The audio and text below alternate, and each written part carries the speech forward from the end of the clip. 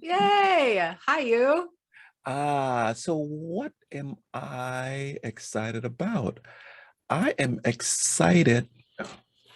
I just purchased two books. You Two did? books. Yes. Get I out. just purchased two. What books did you order?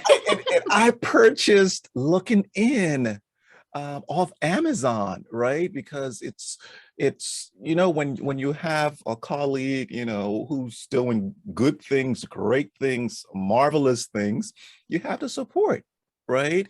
And I thought I was on the pre-order, and I found out I wasn't. So in order to be in order, I purchased two. And here's the good news, y'all. When I get those books, the most talkative, the most commenting, the most engaging person, you be gifted with one. And then on another day, when I'm feeling gracious and great, I will do another what we call it? Giveaway. Yeah. So that's Giveaway. what I'm excited about. Wow. So I just can't wait, I just can't wait to get them in my hands, and we do such a, I feel so honored doing this. Aw, I feel honored. Thank you for doing that. And hopefully we actually have people who speak up today. So Oh, you can. oh, when I do get them, on the giveaway days, I'm going to announce it, right? Or maybe I'll just look back in our threads to see who's been the most talkative, the most commenting, the most engaging, and I'll just pick it from there, because then, hey, it's a natural pick, right? That's right. Either way, it's really good, I mean, because again, our voices really matter.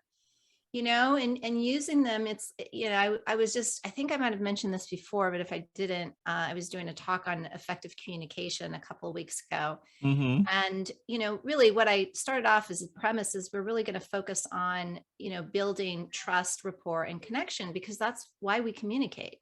That's what we want from one another. We want to build that with one another. And, we don't feel like we want to communicate when we don't have trust in Mm, the equation, and we don't have connection. We're more, tentative in our communications. But if we feel that, it's a safe place, and there, we can trust it, and we have yeah. connection there, we're going to want to.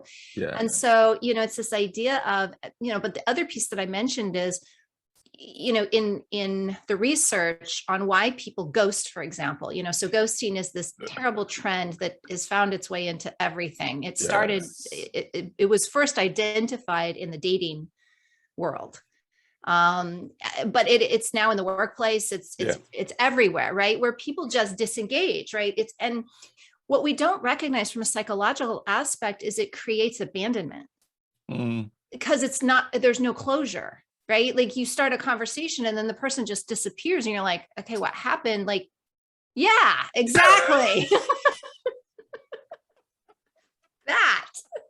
Like, I feel like it's a one-sided conversation, yes. right? Right. And people usually, the typical response to that is either to push back and go, ooh, that person's a jerk, or I must have done something wrong. Yep. Either Yep. way, it's an attack out or an attack in. And that's not good. And so why do we attack when we're abandoned? Is Mhm. because we're hurt, right? It's a Yes. type of, I mean, it doesn't even matter if it's not a deep connection. It's this feeling of like, I don't matter. This person can Mm, just walk away from this engagement because I don't matter. mm, And and people wonder why we're all walking around with these, internal, whether we're conscious of it or not, these wounds around abandonment and not being good enough and all that. It's because of things like this. So I say, and it breeds the opposite of trust, rapport, and connection. So if we want to be a part of the solution and not more part of the problem, we need to be aware of these things. And, mm. and a lot of, and what I said is the antidote for, not for basically abstaining from communication, let's just call it that, Gotcha. um, is to use your valuable voice, in the research and data around innovation, Mm, right? So we talk about DEI, diversity, equity, and inclusion. Well, we can diversify. Let's just say in a workplace, we can diversify. We can bring in a lot of different perspectives, people from different areas, different age groups, all of that. We can bring all that in, and we can tell everybody that they're equal, right? all created equally as human beings. And we can include them by giving them a seat at the table. But what happens if those people then decide not to show up? Doesn't matter. We've invited them in, we've given them a seat at the table, we've told them they're equal and their voice matters. But if they don't step up to the plate and actually act on that, then all of it's for nothing. So it takes two. It's not just to invite them in and tell them, you know, hey, we're bringing in all these things and you have a seat and you're welcome and all that. But the people have to then step up and take their place. True. And voice and communication is one of those ways. I mean, people are like, oh, I don't want to rock the boat, or you know, I'm not saying if you feel that you're rocking the boat, then ask yourself the question, is this the difference between making a decision based on fear and making one based on discernment, right? If you feel that you're rocking the boat, ask yourself, is this a fear-based analysis or is this an intuitive-based analysis? Because sometimes we don't need to speak. We do need to hang back. We don't need to, you know, lean forward and speak up. We do need to be observant and quiet. But my question is, like I said, a very fine line, you know, and it's a very subtle thing that we need to understand is, are we making decisions not to speak up based on fear or based on discernment? And that's the biggest thing, because I see a lot of people, because they don't feel they're good enough, because they don't, you know, because they have been abandoned or made to feel that they don't matter, you know, through other people's actions. That's why they feel like, well, if I say something, it's going to be stupid, or people are going to, you know, walk away from me again, or I'm going to be abandoned again, you know, in whatever case. And so they have this fear of not being good enough. That's a fear-based decision not to speak up. Right. And so these are things we really get to be first aware of in order to be able, if we choose to, do something about. But that's the thing about valuable voice, is that, you know, what is within you is valuable. And part of the way you take what's in you and you gift it to the world is through your communication.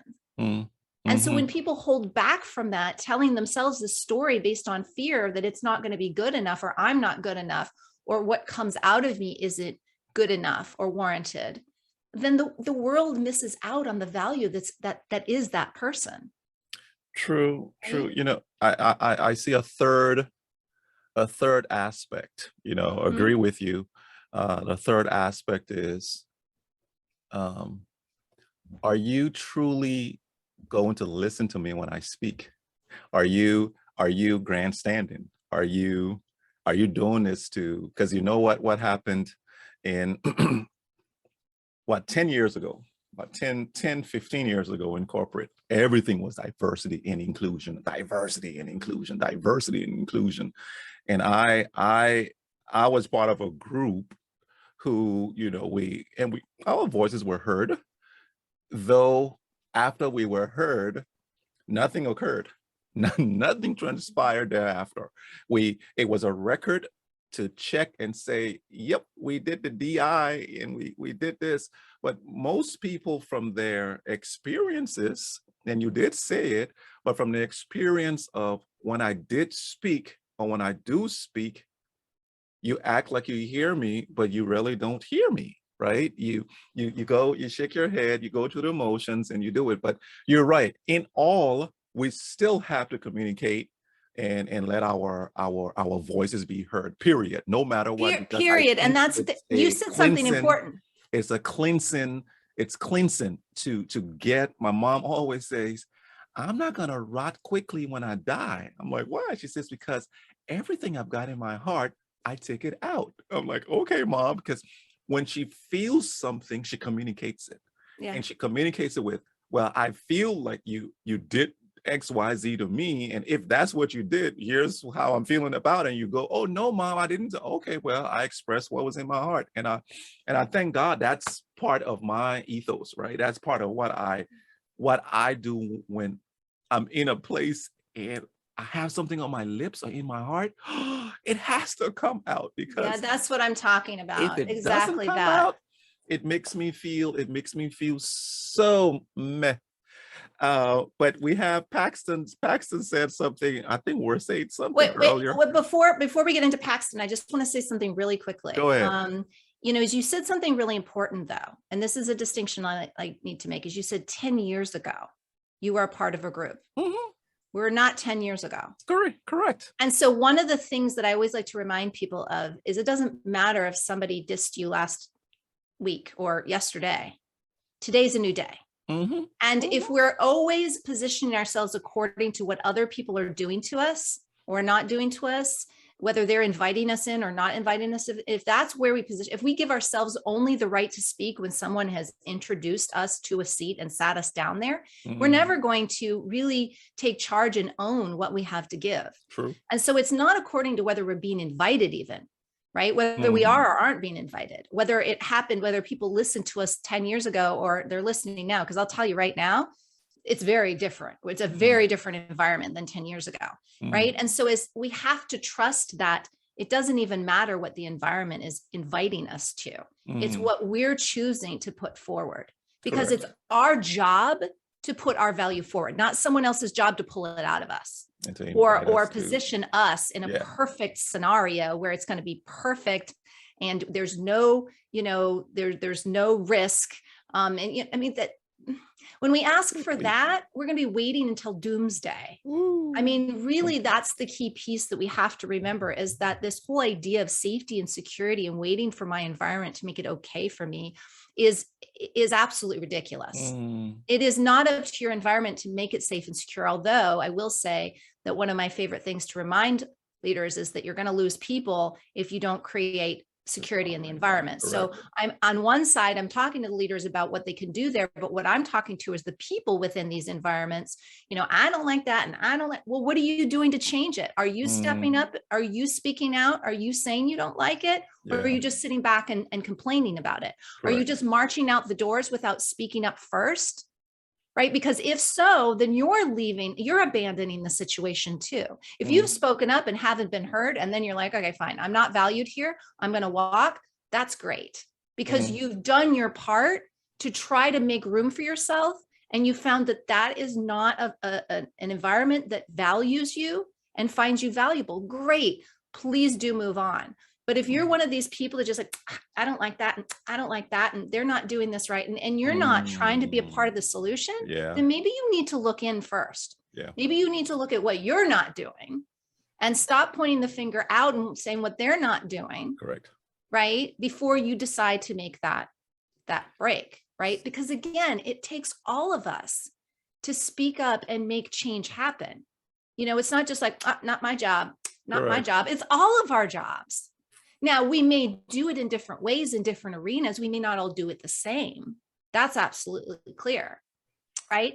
But if you're not doing anything to try to make the change happen that you want to see in the world, then you need to work on you, right? Worry less about everyone else and what you need to be doing to position yourself. Yep. So got a couple of things, but let me go to comments right now. Paxton, I don't know where we were. It was at the beginning where he said they matter a lot to me. James out there saying, oh, hey, James, how are you? Emma laughed, I think, when I ghosted you. Paxton goes, live in a moment. But thank you so much for commenting. It means a lot. And I'll be looking at your comments, for that book. 2 books. I've seen lots of people talking. When you were talking about when you talk about ghosting in the sense of, no, not ghosting, where you're doing an abandonment in terms of, you don't like the situation where you're in. I have a storyline, recently, about a year or 2 ago, I'm part of an organization where the vision, the mission, the core values weren't being adhered to. And it was the reason why we had similar values. And I was like, oh yeah, this is where I want to be, right? I want to hang out here. I had conversations with individuals who were in power, per se, those leaders, let me say leaders, because we're all in power, we're all in positions of power, with the leaders of the organization, and said, well, it seems as though we're misaligned, and because what you've been saying is this and what I'm seeing is that. Well, So had the conversation went well. Of a couple months later, I observed similar misalignment. I'm in the moment to disengage from the organization, and I'm praying about it, right? And I'm going, wow, this organization should be doing X and it's doing Y, and you know, praying, and it was no, you don't leave the organization. You don't leave. You now put the onus on the organization to adhere to the values of the organization. Because when you leave this organization and go to the next one, they do the same thing. Are you going to be org hopping? So which means you wouldn't have a home where you now go and fix and stay and say, look, you said this. Is this still true? And don't even give the option of, oh, here's what I'm going to do. You ask A, is this true? Oh, yes, it is. Are you sure it's true? Yes, it is. I swear on it. So if you're swearing on it, your actions are not aligned. So let's find a solution on this. And earlier you were saying, you know, complainers. I want to speak to complainers. Complainers, it's, you know, you complain and complain and complain. People hear for a second and they forget about you. But when you complain and you bring a solution to the problem you're complaining about, there lies your power. Yeah. When you're complaining about whatever you find yourselves, and I'm talking to all of us right now, whatever we're finding ourselves complaining, I'm complaining about my weight. Oh, when I'm putting my clothes on, it's so, what am I gonna do? Or when we're about to take pictures, suck it in, suck, you know, and so you don't have the gut showing when you suck, you're sucking it in, right? All these different things you're complaining about. You complain about the office. What is it that you complain about the office? Go sit down and think, introspect on the solution, and then bring 3 options to the table. Your manager, your leaders, those will look at you and go, oh, wow, they thought about it, and they will be impressed. Even if they're not impressed, you came to the table with solution. So that's a word to complainers. Back to you, sis. I love that. And I love how you framed it. You know, I mean, 3 solutions, you know, and sometimes people, they're like, I'm not good at solutions. I'm not that visionary thinker or whatever. I mean, look, we all have a brain that's made for solutions, Woo, right? So it might speak. be the story you're telling yourself, but even if that is the story you're playing off of, then ask colleagues, right? If you're going to have conversation, don't just focus on the complaining. Don't just focus on the finger pointing. Focus on asking people who you think might have solution. Like, you know, I don't know about you, but this is what I'm experiencing.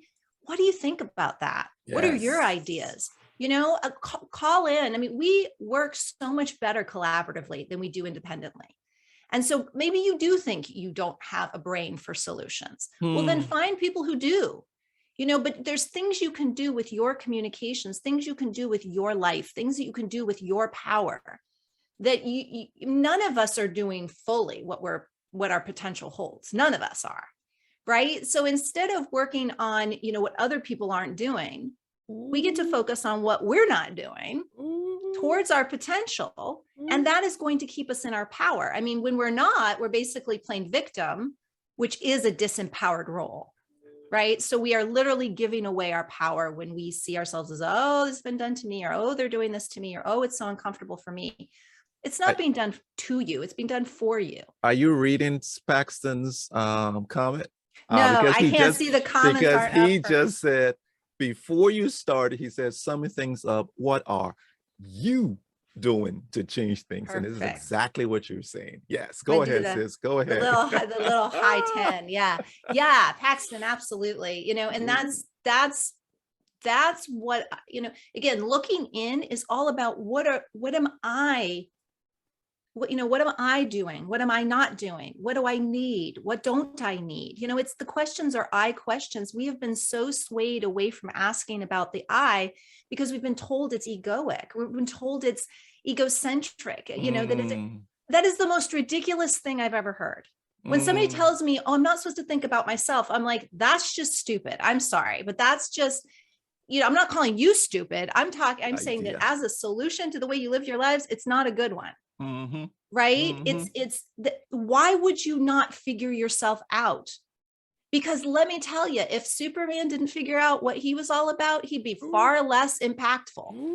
And it's true of all of us. You know, it is not egoic. I mean, that just flies in the face of the whole oxygen mask analogy, right? Put the Yep. oxygen mask on yourself first, but don't think about yourself. Well, how does that even go hand in hand? Yeah. And the reason we've been told not to is it's far easier to control people when they're not thinking about what their particular purpose is or what they need or what they think. Wow. Again, one of my by far favorite quotes is, when everyone's thinking alike, someone isn't thinking.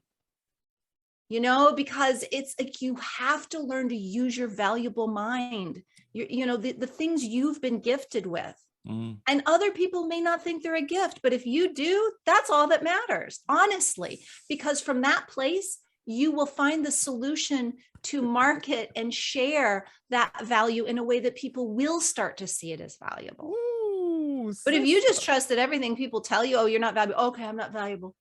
Oh, no, you shouldn't think about yourself. Okay, I won't think about myself. This is not the time to be following what we're told. Wow. And that's a brave, bold statement, I realize, in the environment we're in now.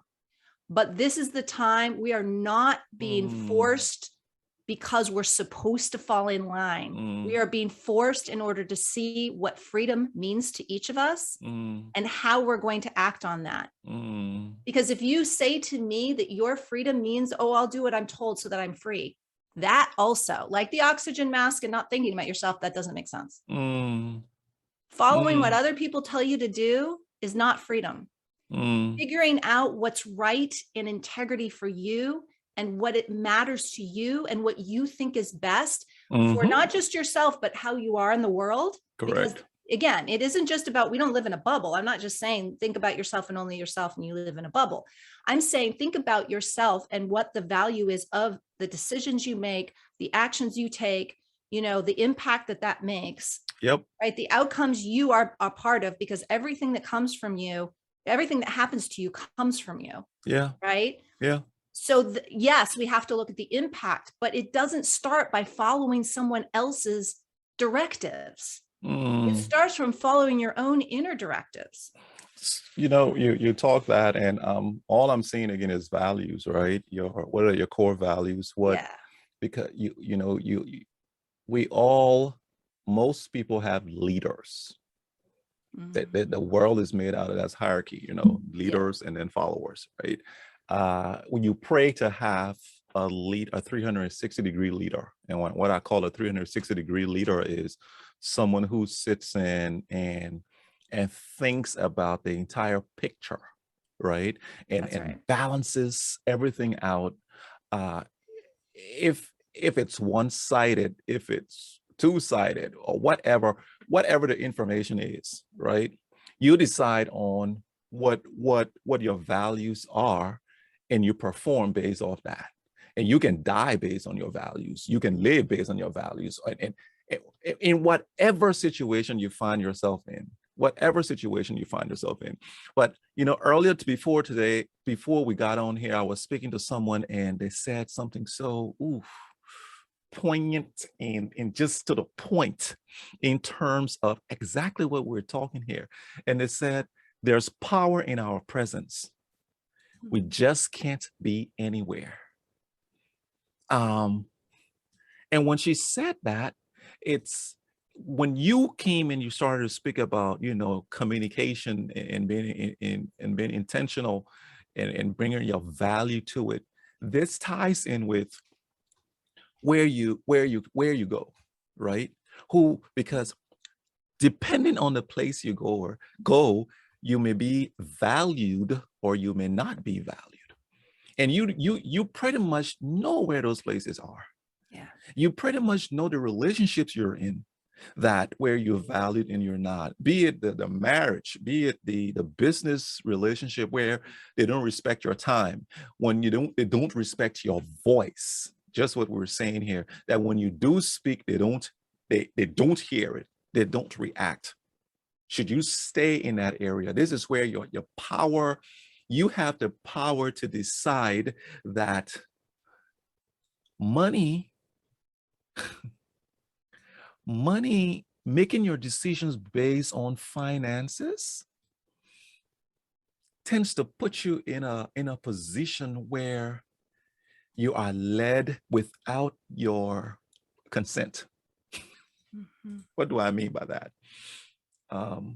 You're part of an organization where you're being paid, the $5,000 every 2 weeks. So you got $10,000 in the account and you're finding out that their values do not align with you, but because of the money and because of the mortgage, which is okay, the children's tuition. I saw you just shot me something. Children's tuition. You were saying to yourself, "Oh, I need to." You are more valuable than money. Mhm. You are so more valuable than money. You're so more valuable than the person who you perceive is your leader and they're saying certain things. Don't just take it. Look, I'll give you an example. My pastor preaches well. He talks well. Do you know what I do after? Mm. I open my Bible from my notes that I took and I compare. What did it say? What did he say? This doesn't look like it's aligned. Let me pray on it. If it doesn't align, I call him and say, "Hey man, I was studying this and this is what you said." Oh no, I didn't mean it like that. I meant, oh, okay, I get it. You are supposed to question your leaders. You are supposed to question all these different things that are going on, and you have to verbalize because there are people. And I'll end with this and punt back to you. Do you remember in school? And I'd give a storyline on this. My father would always say, "Son, ask the questions that you have." Yeah. I'm like, "Yeah, Daddy." He says, "Ask them." I'm like, "Yeah." He said, "Ask because there are cowards, not cowards." He said, "There are certain people in the room who don't have the power or the ability to ask it. They are shy, they're embarrassed. And when you ask the question, you automatically become a leader in the room because they will look and go, "Ah, good question, good question, good question." Mhm. So You model. when we're in these rooms, when we're in these spaces where we're taking ourselves and there's power in our presence.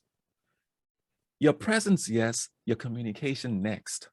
Where when you find anything that doesn't align with who you are, you go, can I ask a question on that? You said this, but I don't think that's right. Explain. And that's how the communication begins, and that's how you create a mastermind, a better thing. Back to you, sis. I love that. Well, I learned that early on because I was always a person I could just hear when things didn't align. But Yep. instead of asking the question, I just basically was like, that's not true. That doesn't align. I just made the statement of what I heard instead of saying, but I was also little. It started at like the age of 5, Yep. but it continued for a long time like that. Like, no, I know, I can hear it. And then I became this bossy know-it-all, type of Mm, thing. And that's not where I'm coming from at all. It's just what I hear, I trust. But people don't know what I'm hearing and they don't know where that's coming from. And so for me to communicate that through, first of all, asking, right? Even if I want to yes. give feedback, to ask, may I give feedback? May I tell you what I hear? Somehow bringing the other person into the equation and not just like dropping the bomb. So yes, I mean, that's very, very important. So I put both in the chat for you and in our feed, for the listeners, a link to a great article that actually I got from a friend of mine on LinkedIn. He Mm, works for this company called Lexel. And I just think to date, it's one of my favorite articles written. It's by the guy, the author of the article actually is the one that's doing these things in Lexel. okay. But he is a leader that believes in empowering leaders, right? So he's like, this is not, in Lixel, they changed the hierarchical system. They don't work on a hierarchy. They work on the belief that everybody's their own leader, Mm, right? But they're all leading towards particular outcomes that they all share, right? Shared outcomes. mhm. And so, leaders, because, he makes this great point in the article. He says, think about hierarchical leadership. When something happens, there's an employee, something happens and they don't feel that they have the ability to make that decision. They're always turning to their managers, right? Expecting the managers to make the decision because they're not being given the responsibility or accountability to make those decisions themselves. Mm-hmm. Right. So we never grow that aspect of ourselves because we're always like, I can't make that decision, or I'm not. When you gift people with the opportunity to lead, then it not only augments their chances to build and develop their leadership, but also it empowers them to make decisions. Yes. Right. And we think much differently when we're the one making a decision as opposed to the one not making a decision. Correct. If we think that what we're doing isn't impacting, we're going to do things differently. When we know that our decisions and our actions impact, we're going to act again differently. So when somebody is given the position of leader, they're much more, hopefully, ideally, much more, intentional, much more aware. They take a different stance and different approach to making decisions, because ultimately they know that they're making a decision that has a particular weight and outcome and impact. And that builds better, more intentional, more aligned people. Yeah. I mean, in the long run, obviously there's trainings towards that, and there's all this that comes along with it. We've been living under a leadership hierarchy for centuries. And so people are they'd much rather like have their government make the decisions for them, or have their, bosses make the decisions for them or whatever, because we've been so ingrained to that way of, like you said, the leaders and then everybody else is following. Yeah. But in order to build that mindset I was talking about earlier, where we start to take responsibility and start to ask those internal questions first. What do I want? What do I need? What is alignment for? What's integrity for me? What are my values? Yes. Right? Am I surrounded by other people who value what I value? There's so many questions that go on. And if we've never taken the time to ask that because we've just been dealt the blow that, is given to us, then it takes incremental steps to start going in a different direction. Yes. Right. So I'm making very blanket statements, but I understand. I've been in the leadership realm for a while now. I understand it's increment, just like life, everything's incremental. This isn't just about like, just because we know, we do. It definitely takes that. And this is why coaches are important. Consultants are important. Any of your support staff, the fractional people, if you're in business, hiring fractional consultants to help you with things either you don't have or you don't know in your businesses. This is why it's so important. Yeah. Because we can't see it all. We don't have all the perspectives, and we're just learning how to do this thing called personal leadership in many ways. Unless you've been a leader from the get-go, which some of us have, some of us can't help but be leaders. We may have tried to follow and it's just like, it just doesn't work. Yeah. People keep shoving us out in front. Yeah. And it's like, okay, I guess I'm supposed to lead. But, most people haven't been in that position. Yeah. And even the people who've been shoved out in the front, I know that I've always kind of been a hesitant leader because I didn't like hierarchical leadership. I get that now. I didn't know that then. I didn't know why I kept wanting to pull to the back and people kept pushing me to the front. It's like, because I didn't want to lead that way. I didn't believe inherently at my core in that kind of leadership. And so if that was the only leadership model I was being given, I was not wanting it. You talk about the questions. I think 2 shows ago we had about 10 questions, introspective questions of, who do you want to be, what values are. So if you can refer to that EP, I think it was EP19, I believe it was on YouTube. You can go back to that. And that's I don't know if our last one's up. The last one's up. It is up. Okay. Yeah, the last one's up. So it's 2 ago. 2 ago, I think. Yeah. But as you were speaking, past Paxton goes, you can get others' opinion on things, but it's ultimately up to you. Yeah. Follow people who are where you want to be. And then lastly, he goes, that's exactly what, and in line with removing hierarchy from leadership, that's what exactly Zappos, the online shoes, did. The management gave each of the employees a power to solve issues. That made them a much better company. All the big innovative, thank you so much. All of the big innovative companies, that's how they've been doing leadership for a while. It's just, we're starting to, we being the rest of the population, are starting to recognize this fact. what is it that's allowing them to continue to pivot and grow during very Yeah. uncertain, constantly changing times? And It's because they already developed that kind of leadership model, and their people are thriving in that model, whereas everybody else is leaving their jobs, right? The great resignation, everybody's trying to figure out where they want to be. And there aren't enough companies like that are already, leading that way. Yes. And so these other companies, I foresee there is going to be amazing opportunities for people like myself, working with company leaders who say, okay, how do I do that? All I know is hierarchical leadership. Correct. How do I do that? Because we need to continue to move forward, and it's clear the way we've been doing things isn't going to work moving forward.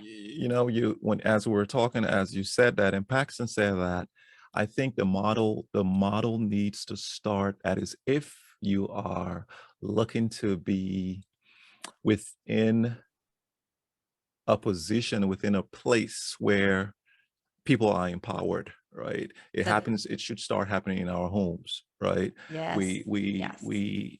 I told my son, I said, hey, if you walk in and you see something that's not where it's supposed to be, just move it and put it to the right place.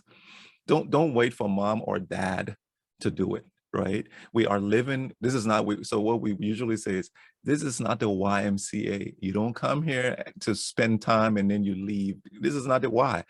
This is your home. So when you're passing over the bag, that the bag or the detergent isn't supposed to be here, where it's supposed to be, just pick it up and take it. And that's the beginning of taking the initiative, right? Yes. Taking the initiative. Yes. Nobody tells the initiative taker you're doing something wrong. Nobody. Only in a toxic, not even in a toxic environment. The leader who is toxic or who is anti that, everybody knows the person's doing the right thing, and they are on blast, meaning they were just going to be so Traci wants to outdo me, huh? Okay, I got to find places where I can outdo her.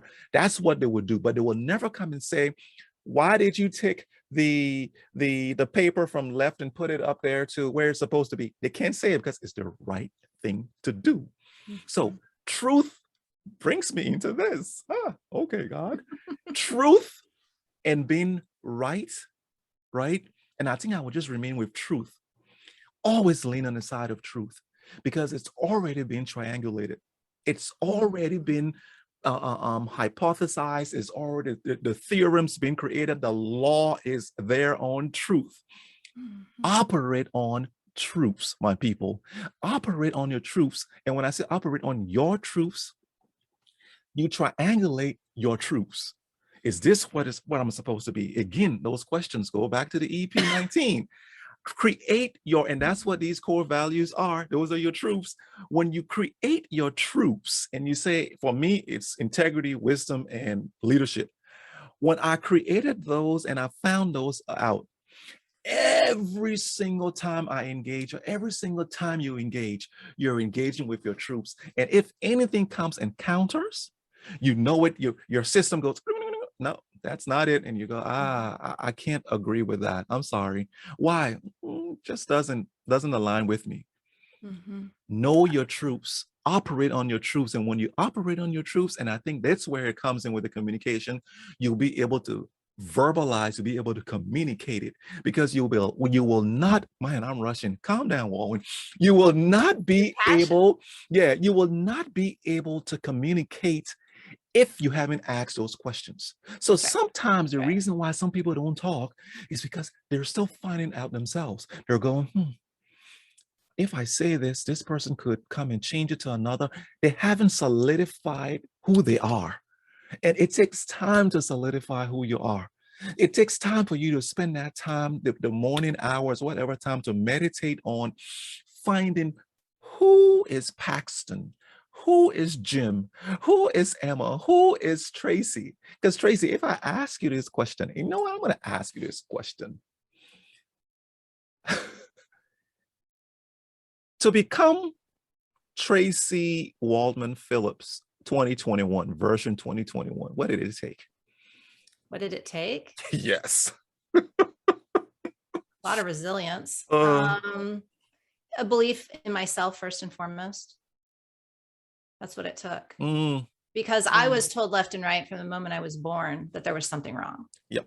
Right? You're not like everyone else. There's something wrong with you. Bad kid. You know, I mean, so if I didn't have the belief, you know, in relationships, God, talk about ghosting in relationships, you know, and, you know, some really good friends would be like, oh, well, you're just better than them. And you know, you make them feel inadequate or whatever. I mean, none of that stuff mattered. It's not about comparing. It's really about what was I able to do to overcome the challenges, because the challenges were for me. It wasn't that people are doing things to me. Ooh, say it again, please. Say that Right? again. Say that again. The Say that challenges were again. for me. It wasn't that people were doing things to me. Mm, And understanding and really truly embodying that truth, right? That's a truth that I stand by, right? I utilize that all the time when I'm challenged in my emotions, or I'm in challenge, because, you know, we will be. Doesn't matter whatever truths we have, we still also have, you know, unconscious core,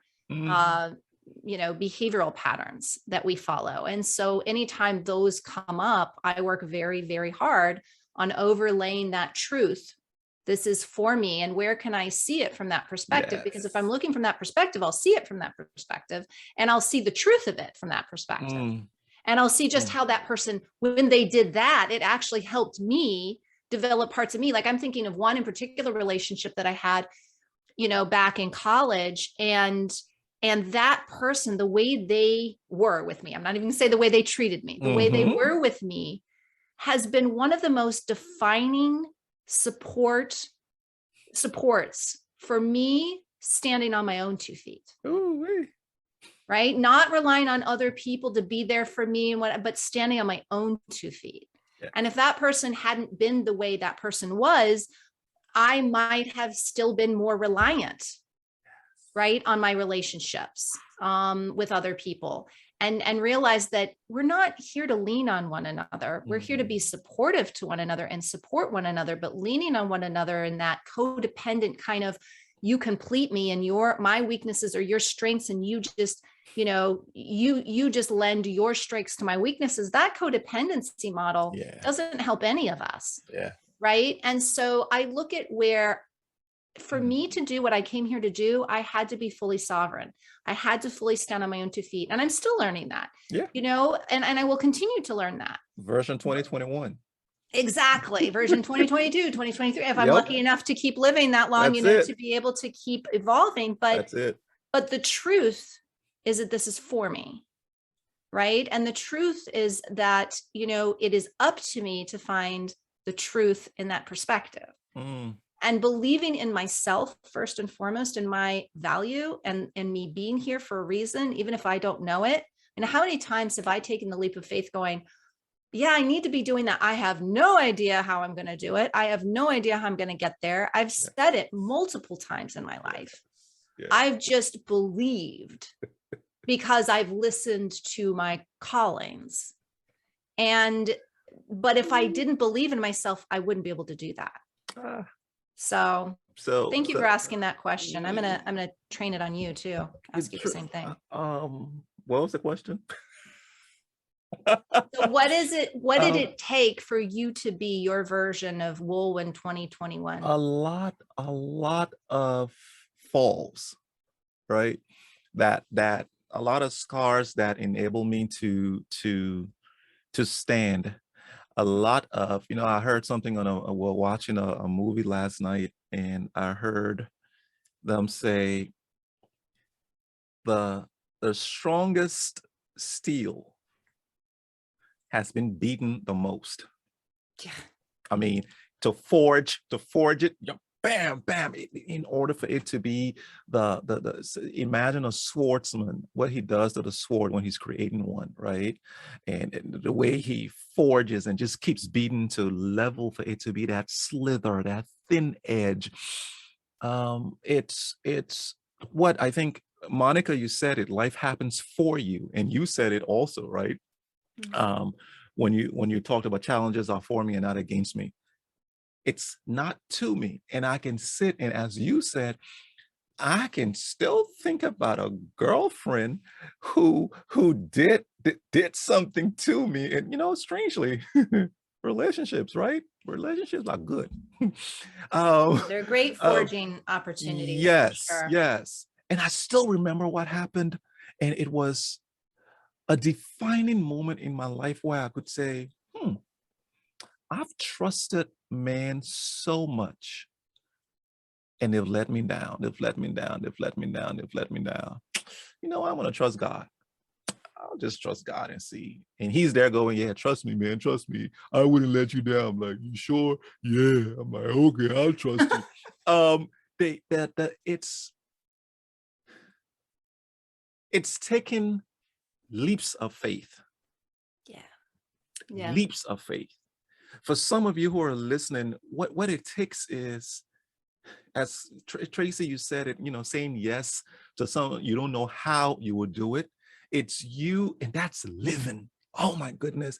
If I can tell you what living is when you don't, yeah, you can save for tomorrow.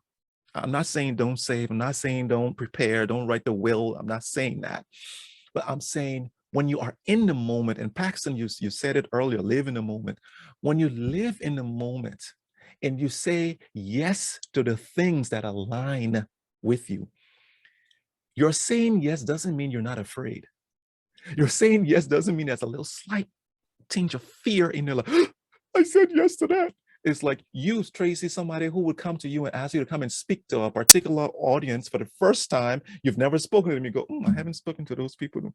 Yes, I'll do it. And after they go, you go, what did I put myself into? And then you start to create the slide.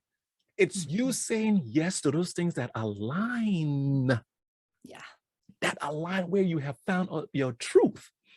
So when you say yes to those, because when you say yes to the things that do not align, you begin to toil in that space. You Yeah. begin to have problems. You're not so creative in that space. But when you say yes to the things that align, oh my goodness, when you come to a barrier, a problem, you will see it as an opportunity, and you will become water where you would go and you will hit, and you go, let me see where I can meander to find. Or water, you keep pounding and pounding, and that rock is going to disintegrate, or you will create a hole in it because you are passionate, because you're aligned and said yes to something, to your truths. So I want to say something really quickly about that, because I love that. And we hear that kind of thing a lot, but there's these nuances, right? These fine lines that, because a lot of people, I think, have gotten to the point where, like, that's why they're just leaving things, because they're like, I'm not aligned, right? This is too difficult. I'm pounding and it's not aligned, so I'm leaving. And I'm always here to say we sometimes have to break down to break through. So there's, again, a subtlety to the alignment, because sometimes you're exactly where you need to be. Last episode, please break down to breakthrough. Keep going, sis. Yeah, you're exactly where you need to be, and it's only challenging because of you. Because what you're pounding up against is not necessarily the environment, it's a belief system within you, or it's a perspective within you, or it's a story within you, right? It's not the environment itself. And so, like you said, well, when, some people just org hop because they're, and what they're doing is they're taking the things that they're bumping up against with them. So they're like, oh my gosh, this organization too is not aligned to me. And they're not getting that what they're actually coming up against doesn't have anything to do with their environment. It has to do with what's inside of them. And I see this in relationships a lot, where it's like that person, and then they go on to the next relationship and they have the same issue. It's like, where's the common denominator? Yes. Yes. Are you so lucky that the last 5 people you've dated all have the same issue? No, I think maybe the issue, they're just being mirrors and just showing you, but you're making it about them. Wow. And so there's this thing of, again, not to make decisions based on fear, but discernment, same thing. Is this really a misalignment of my environment and the people in it? Or am I bumping up against something that I'm meant to see within myself, so I have the opportunity to heal it Mm. work through it, right? Become aware of it. And that challenge is necessary. That's kind of what we're saying, is that this is being done Mm. for me, right? This challenge is presenting me, just like Mm. the time we're in. Everybody's like, oh my God, it's been so horrible. I actually see, has it been hard? Yeah. Has it been challenging? Yeah. So is birth. Birth is incredibly challenging for those who haven't been through it. Yes, it You know, is. It it is. hurts a lot. I've heard. And yeah, and you have to let go. If Yeah, you're fighting that's that true. whole process, it That's is true. exhausting. You got to Mm. let go and just let things happen the way they're supposed to. And so Mm. everybody who's just like, I just want to get this back to the way things were. And then there's so much resistance. That's why it's so painful. And Yeah, again, people will come back and say, but I've lost people to COVID. I've lost, my job. I've lost, there's been so much loss. I am not trying to undervalue that loss. correct. That is not where I'm coming from. All right. That's a different conversation. Right. But what I am saying is that no matter what is happening in our arena, it is happening for us. Mm. And that is a very hard thing when you're talking about loss. People are like, I did not ask for this. This is not for me. This is not. Well, Mm. if you're going to keep, what you resist persists. So Mhm. resistance brings more things to resist. Yeah, yeah, Right. So yeah. it is what Wow. it is what we all have to release and let go to accept. Acceptance is hard. We all of us who have truly had to let go and accept something that just hurts so badly, it's hard. Mm. But on the other side of that, right, moving through the pain, right, going through the steps of grief, and acceptance is one of the steps, right, that we get to finally. That I'll never forget, when I lost a really close friend of mine when I was back in my 20s. He was Mm. 27 years old and in a freak accident. And it was just happened, like all freak accidents. He Wow. was there one minute. He was actually coming out to visit with me the next Ooh. week. And I found out when he didn't arrive, I'm like, he never got in touch. And it was like, I got in touch with his best friend and he's like, oh, Traci, I'm so sorry. Because I was out of state at that point where they were living. And I just didn't know. And I remember getting that news and just, Mm. it was so devastating. Mm. And when the acceptance finally arrived, I had one of I called my angel moments. I've had a couple angel moments in my life, but where I was in prayer and I was trying to communicate with him. I just wanted to communicate with him or Mm. feel him in my presence at least one more time. Mhm. And I found these angel wings. I could feel angel wings coming around me and giving me, and Mm. it probably lasted in like this little squeeze for about 10 seconds and then went Mm. away.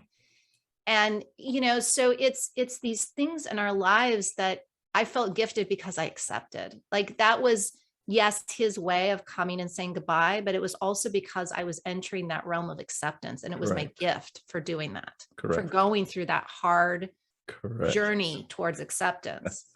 Because it's very difficult to let go of things that we're so attached to. And we Yeah. are attached to people. We're very Uh, attached to life, as many people would say we should be. But, again, they say that, the butterfly analogy is the butterfly, if it lands in your palm and you close your palm around it, you'll crush it. And so how is it best to have that relationship with that butterfly is to just let it land and keep an open palm. All right, let it come and go as it needs to. When we mhm. close our fists around things that we become too attached to, we crush them Mm. and we become Wow. crushed by them. Wow.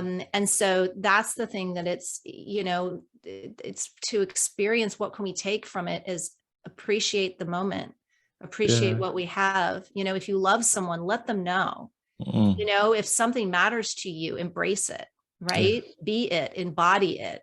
Those core values, take the time to figure them out. When I see in corporations, those that have core values but are not leading by them, it's Yeah. because oftentimes when I go back and ask, how did you choose these core values? They were from this. They came from here. Words Yeah. that sounded good and that they thought they should subscribe to. You don't Yes. choose words that you think you should subscribe to. You choose words that you are deeply subscribing to, Yeah. right? Your values already are with you. And as a Mm. company, what is the basis of the company, not what you want it to be, Mm. right? Because again, you know, it may not be, you know, if we're, again, a lot of the wanting to be is because we're aligning it with other people, what we've been told we're supposed to be, not who we truly came to be. Yeah. And so there is a misalignment in choosing the values usually when they're not being subscribed to. And so really it's not about what other people are doing and how other people are being, you know, and even with a corporation, you know, we could say individually and corporate is different. They're not. It's not. It's just one enterprise is a conglomerate, right? Is, you know, a combination and a collaboration of many, Yeah. you know, as opposed to the one. But other than that, it needs to operate for the same reasons and in the same way. Right. So choosing those, I mean, like, you need to go back to because some people also choose words, like you said, leadership. And I would say, what does that mean to you? Because leadership can be a core value, but it's not specific enough in my mind. You know, because especially leadership today, like, what does that mean? Leadership, if you're still a hierarchical leader or if you're a leader of leaders, you know, I mean, like a 360 leader, like what does leadership mean? It's a little vague now. So it's kind of like, well, keep asking, what does that mean? What does that mean? What does that mean? Until you get to a core principle that you can't cut through any deeper. Yeah. That's the core value. I mean, there's many things we value, but what's core is at the root. It's at the tap root. Yeah. Right. Of what